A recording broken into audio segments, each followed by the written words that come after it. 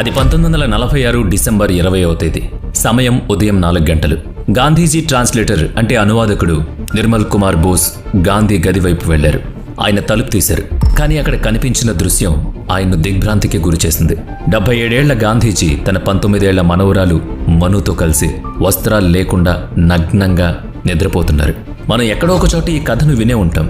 ఇది నిజమే. కానీ అసలు కథ ఇంకాస్త లోతైంది, ఇంకాస్త విచిత్రమైంది. చిన్నప్పుడు మన స్కూల్ పుస్తకాల్లో గాంధీజీ గురించి చదువుకున్నాం. ఆయన ఒక మహాత్ముడని, సత్యం అహింస అనే మార్గాల్లో నడిచి దేశానికి స్వాతంత్రం తెచ్చారని మనకు తెలుసు.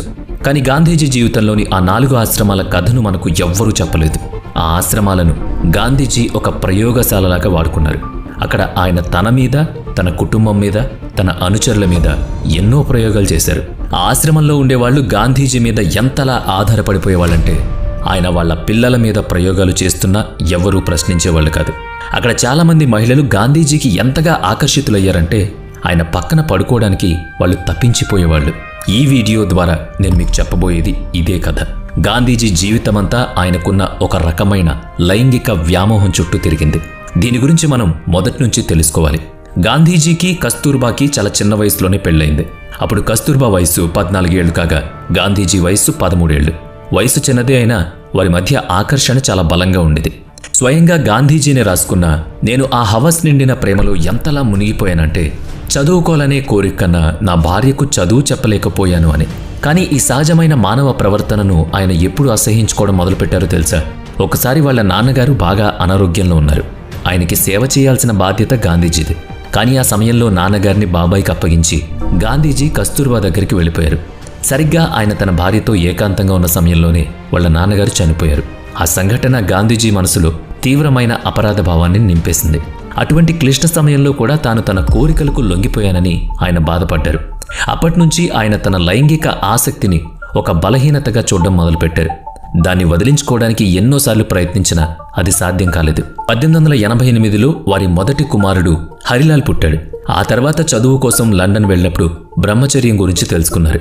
తిరిగొచ్చాక భార్యతో బ్రహ్మచర్యం పాటించడానికి ప్రయత్నించిన మళ్లీ 1892లో రెండవ కుమారుడు మణిలాల్ పుట్టారు. ఆ తర్వాత సౌత్ ఆఫ్రికాలో ఉన్నప్పుడు రామ్దాస్ దేవదాస్ పుట్టారు. గాంధీజీ బ్రహ్మచర్యాన్ని పాటించాలనుకున్నా కానీ ఆయన చాలా గందరగోళంలో ఉండేవారు. ఎంతలా అంటే నేను నా భార్యతో సంభోగం మానలేనా అని తన కజిన్ని అడిగేవాళ్ళు. చివరకు 1907లో తన పత్రిక ఇండియన్ ఒపీనియన్లో ఒక మాట రాశారు. తెలివైన భారతీయులు అసలు పెళ్లి చేసుకోకూడదు, ఒకవేళ చేసుకున్నా సంభోగం చేయకూడదు అని. ఇక్కడ అసలైన విచిత్రం ఏంటంటే గాంధీజీ బ్రహ్మచర్యాన్ని స్వీకరించే సమయానికి ఆయన వయస్సు 38 ఏళ్లు. అప్పటికే ఆయనకు 4 పిల్లలు. ఇక అక్కడి నుంచి ఆయన తన వినూత్నమైన బ్రహ్మచర్య ప్రయోగాలను మొదలుపెట్టారు.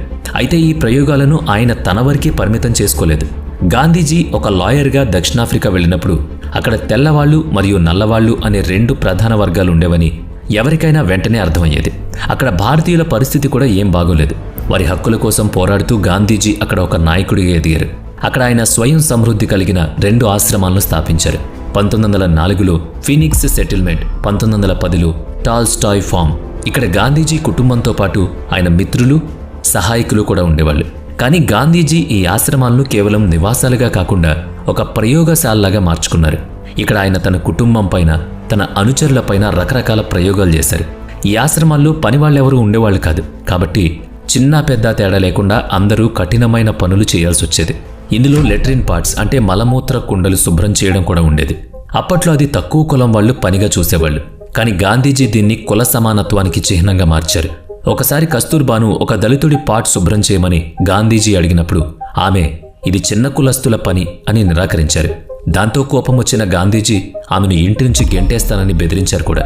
కానీ ఆగండి, గాంధీజీ తన పత్రిక హరిజన్లో ఒక ఆదర్శం గురించి రాస్తూ ఒక విరుద్ధమైన విషయాన్ని చెప్పారు. బ్రాహ్మణుల పని ఆత్మను శుద్ధి చేయడం అయితే బంగీల పని సమాజపు శరీరాన్ని శుభ్రం చేయడమని ఆయన రాసుకొచ్చారు. బంగీలకు మంచి టాయిలెట్స్ కట్టడం, వాసన రాకుండా శుభ్రం చేయడం తెలిసుండాలని ఆయన పేర్కొన్నారు. దీన్ని బట్టి చూస్తే ఆశ్రమంలో అందరితో టాయిలెట్లు శుభ్రం చేయించడం అనేది కుల సమానత్వం కంటే ఎక్కువగా ఆశ్రమం వాసుల మీద తన నియమాలు రుద్దడం అనిపిస్తుంది. ఆశ్రమంలో ఆహారం కూడా చాలా సాధారణంగా ఉండేది. గాంధీజీ కనీసం మసాలాలు కూడా తినేవాళ్ళు కాదు. ఎక్కువగా పచ్చి పళ్ళు, నట్స్ తినేవాళ్ళు. కానీ ఈ ఆహార ప్రయోగాలు కూడా ఆయన తన వరకు మాత్రమే ఉంచుకోలేదు. కస్తూర్బా అనారోగ్యంతో ఉన్నప్పుడు డాక్టర్లు ఆమెను బలమైన ఆహారం తీసుకోమని చెప్పారు. ఆమె ఎలాగో మాంసాహారం తినదు, కనీసం మంచి శాకాహారమైన తినొచ్చు. కానీ గాంధీజీ తన జబ్బు పడిన భార్య మీద కూడా ప్రయోగం చేయాలనుకున్నారు. ఆమెను ఉప్పు, పప్పులు మానేసి కేవలం పండ్లు మాత్రమే తినమని సలహా ఇచ్చారు. కస్తూర్బా దానికి ఒప్పుకోలేదు. అప్పుడు గాంధీజీ, నువ్వు అలా చేయకపోతే నేను 1 సంవత్సరం పాటు ఉప్పు పప్పు తినను అని చెప్పారు. దీంతో కస్తూర్బాకు మరో దారి లేక విచిత్రమైన డైట్ను ఫాలో అవ్వాల్సి వచ్చింది. కానీ గాంధీజీ చేసిన ఈ ఆహార ప్రయోగాలు ఎప్పుడూ విజయవంతం కాలేదు. గాంధీజీ ఎప్పుడూ మలబద్ధకంతో బాధపడేవారు. అందుకే ఆయన ఎప్పుడూ ఎనీమా తీసుకునేవాళ్ళు. అయితే ఆయన ఎనీమాను కేవలం తన ఆరోగ్యం కోసమే కాకుండా తన మనసు యొక్క శుద్ధి కోసం వాడుకున్నారని నమ్మేవాళ్ళు. ఉదాహరణకు సౌత్ ఆఫ్రికాలో ఉన్నప్పుడు ఒక యూరోపియన్ మహిళకు తానే స్వయంగా తన చేతులతో ఎనీమా ఇచ్చానని గాంధీజీ చెప్పారు. నెమ్మదిగా ఈ అలవాటు ఆశ్రమవాసులందరికీ పాకింది. అక్కడ తినే చప్పని సాధారణ ఆహారం వల్ల చాలామందికి మలబద్ధకం రావడం, ఎనీమాలు తీసుకోవడం సర్వసాధారణం. గాంధీజీ ఎనీమా విషయంలో ఎంతలా నిమగ్నమై ఉండేవారంటే ఆయన ఆశ్రమంలోని మహిళలను ప్రతిరోజు, సోదరి, ఈ ఉదయం నీ పొట్ట సరిగ్గా శుభ్రమైందా అని అడిగేవాళ్ళు. చివరికి తన కాబోయే కోడలికి కూడా ఎనీమా ఇవ్వమని కస్తూర్బాకు చెప్పారు. గాంధీజీ ప్రయోగాలన్నీ ఆయన మనసు మరియు శరీరం యొక్క పవిత్రత చుట్టూ తిరిగేవి. అందులో ముఖ్యమైనది బ్రహ్మచర్యం. అప్పటికీ గాంధీజీకి సంభోగం అంటే అసహ్యం కలిగేది.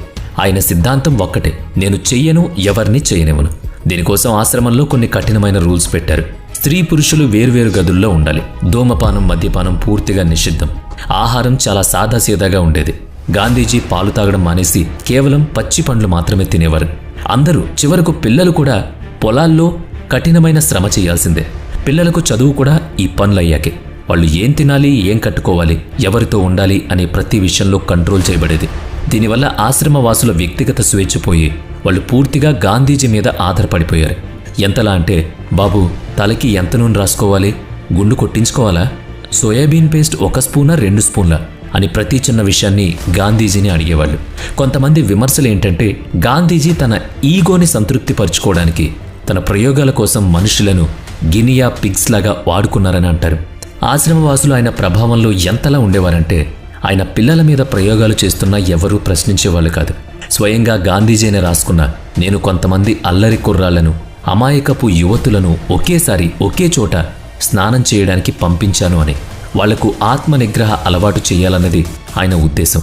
ఆ టీనేజర్లు తమ కోరికలను అదుపు చేసుకోగలరా లేదా అని పరీక్షించడానికి గాంధీజీ దగ్గరుండి గమనించేవారట.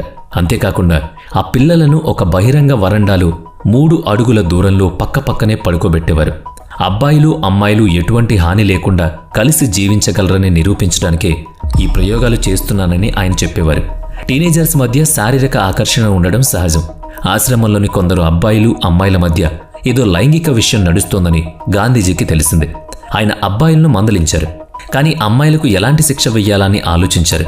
ఆ అమ్మాయిలపై ఒక శారీరక మచ్చ ఉంటేనే వారికి గుణపాఠం, అబ్బాయిలకు హెచ్చరిక ఉంటుందని ఆయన భావించారు. అందుకే ఆ అమ్మాయిల జుట్టు కత్తిరించాలని నిర్ణయించుకున్నారు. అమ్మాయిలు దానికి నిరాకరించారు. కానీ గాంధీజీ ఆశ్రమంలోని మిగతా మహిళల మద్దతు కూడగట్టుకుని స్వయంగా తన చేతులతో ఆ అమ్మాయిల జుట్టు కత్తిరించారు. అబ్బాయిలు ఆ కత్తిరించిన జుట్టు చూసి మళ్లీ అలాంటి పాపం చేయకుండా ఉంటారని ఆయన ఉద్దేశం. బహుశా మైనర్ పిల్లల మీద గాంధీజీ చేసిన ఇలాంటి ప్రయోగాలు ఇవే మొదలు. ఇలాంటి ప్రయోగాలు అక్కడితో ఆగిపోలేదు. టాల్స్టాయ్ ఆశ్రమంలో గాంధీజీ 2వ కుమారుడు మణిలాల్ ఉండేవాడు. అక్కడ మణిలాల్కు జాకీ అనే మహిళకు మధ్య సాన్నిహిత్యం పెరిగింది. వాస్తవానికి జాకీ ఒక వివాహిత. ఆమె భర్త ఫిజీ దేశంలో ఉండేవారు. వారిద్దరి మధ్య శారీరక సంబంధం ఉండుండొచ్చు. ఈ విషయం గాంధీజీకి తెలియగానే ఆయన 7 రోజుల ఉపవాస దీక్షకు కూర్చున్నారు. ఇలాంటి పాపం చేయడం ఎంత పెద్ద తప్పు అందరికీ తెలియాలని ఆయన ఉద్దేశం. మణిలాల్ కూడా తండ్రితో పాటు ఉపవాసంలో కూర్చున్నారు. అప్పుడు గాంధీజీ ఎంత కోపంగా ఉన్నారంటే, ఈ ఉపవాసంలో నా కొడుకు చనిపోయినా నాకు అనవసరం అన్నారు. గాంధీజీ ఉపవాసాన్ని ఒక ఎమోషనల్ టూల్ లాగా వాడేవారు. దీనివల్ల ఎదుటి వ్యక్తి తీవ్రమైన అపరాధ భావంలో కూరుకుపోయి ఆ బాధ నుంచి బయటపడడానికి గాంధీజీ ఏం చెబితే అది చేయడానికి సిద్ధపడిపోయేవాళ్ళు. ఉదాహరణకు మణిలాల్ చేత జీవితమంతా బ్రహ్మచర్యం పాటించేలా ప్రమాణం చేయించుకున్నారు. అయితే 35 ఏళ్ల వయసులో మణిలాల్ ఆ మాట తప్పారు. ఇక జాకీ విషయానికి వస్తే ఆమెతో చాలా దారుణంగా ప్రవర్తించారు.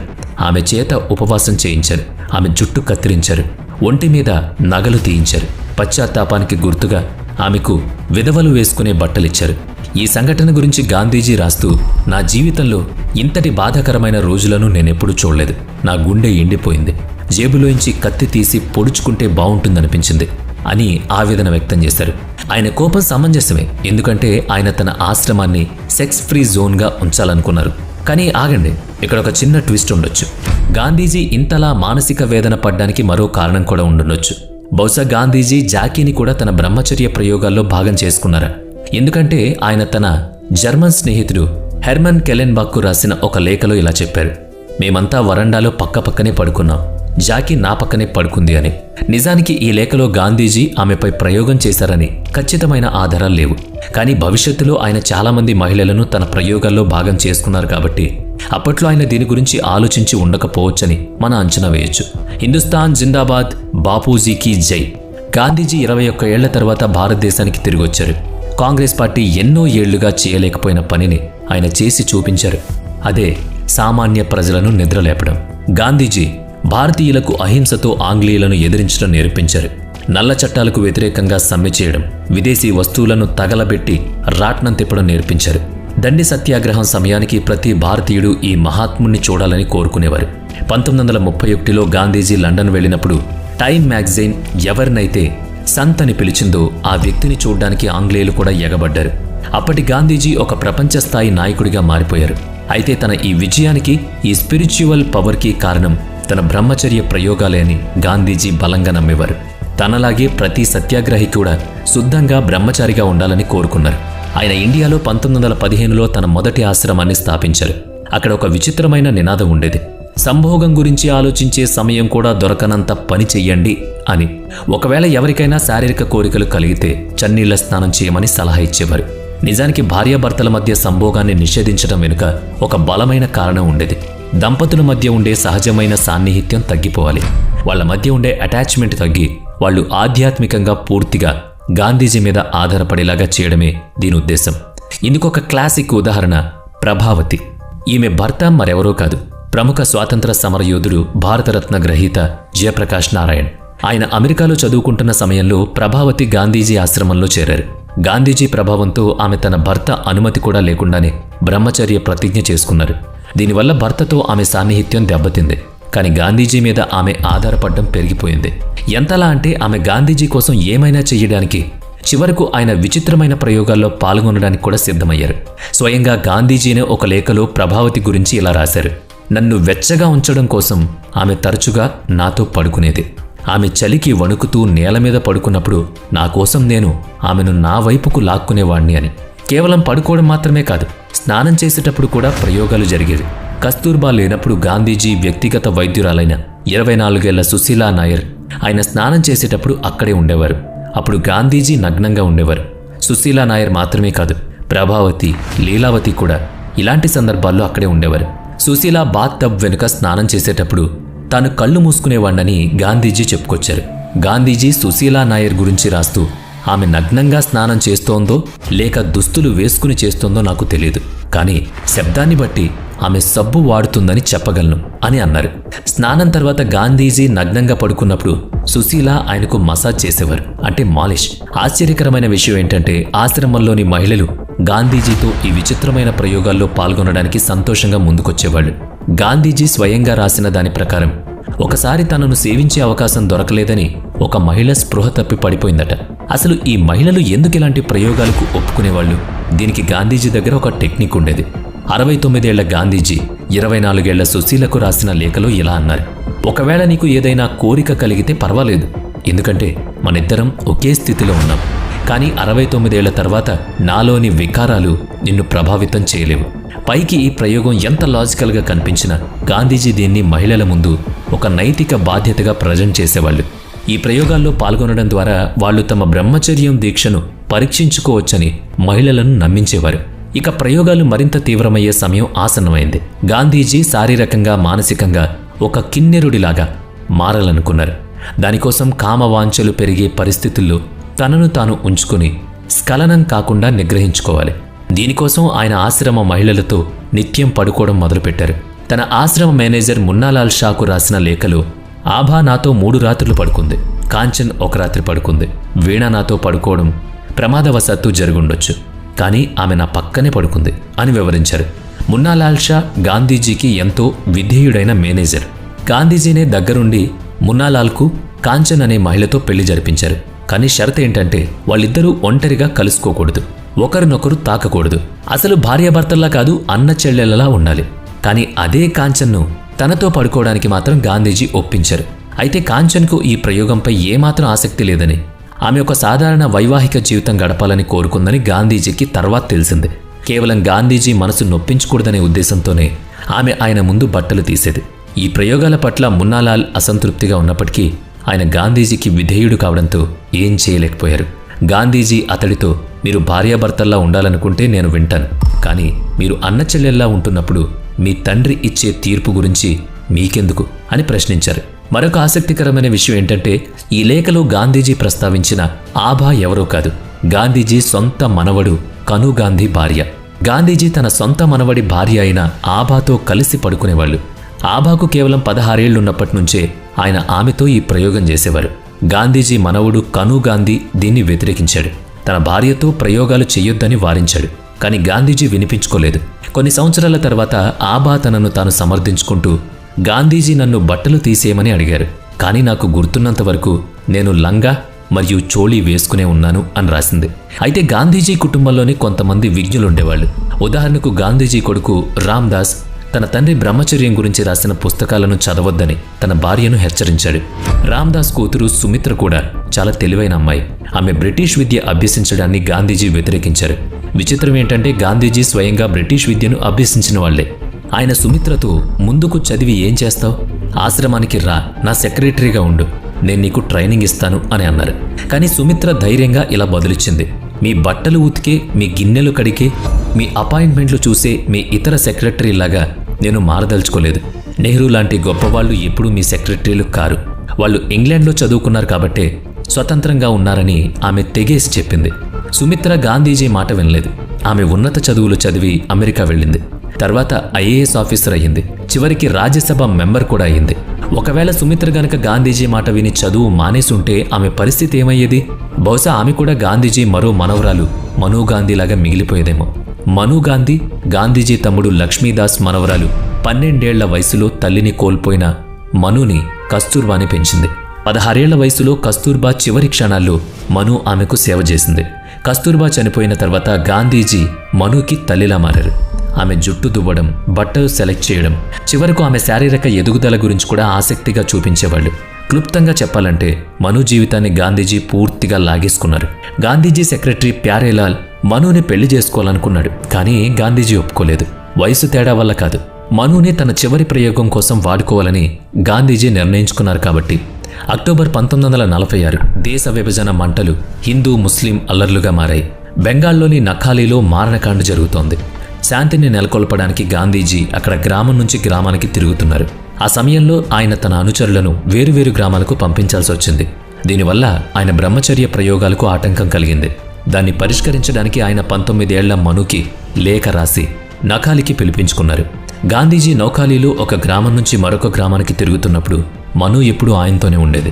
1946 డిసెంబర్ 20న గాంధీజీ ఇంటర్ప్రెటర్ నిర్మల్ కుమార్ బోస్ చూసిన దృశ్యం ఆయన్ను దిగ్భ్రాంతికి గురిచేసింది.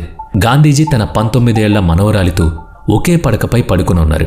దీనికి గాంధీజీ మనుతో చెప్పిన కారణం ఏంటంటే, మనం ఏ క్షణంలోనైనా ముస్లింల చేతిలో చనిపోవచ్చు.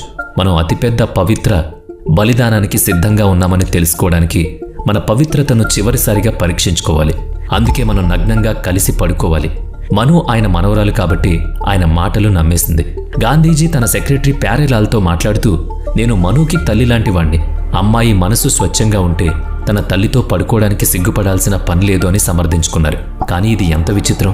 ఒక పక్క ఆ అమ్మాయికి తల్లిని అని చెప్తూనే మరో పక్క తన కామవాంఛను కంట్రోల్ చేసుకోవడానికి ఆ అమ్మాయిని నగ్నంగా పడుకోబెట్టుకోవడం ఎంతవరకు సమంజసం? గాంధీజీని అందరూ సమర్థించలేదు. ప్రయోగాల వల్ల చాలామంది ఆయనపై కోపంగా ఉన్నారు. ఆయన సెక్రటరీ పరశురాం, ఇంటర్ప్రెటర్ నిర్మల్ కుమార్ బోస్ ఆయన్ను వదిలి వెళ్ళిపోయారు. హరిజన్ పత్రిక ఎడిటర్లు ఇద్దరు ఈ ప్రయోగాల గురించి తమ పత్రికల్లో రాయలేమని రాజీనామా చేశారు. గాంధీజీ సొంత కొడుకు దేవదాస్, నాన్న మీరు తప్పుడు మార్గంలో వెళుతున్నారు అని లేఖ రాశారు. కాంగ్రెస్ లీడర్లు వల్లభాయ్ పటేల్, కృపాలాలి కూడా దీన్ని విమర్శించారు. మరి గాంధీజీ దీన్ని ఎలా జస్టిఫై చేసుకున్నారో తెలుసా?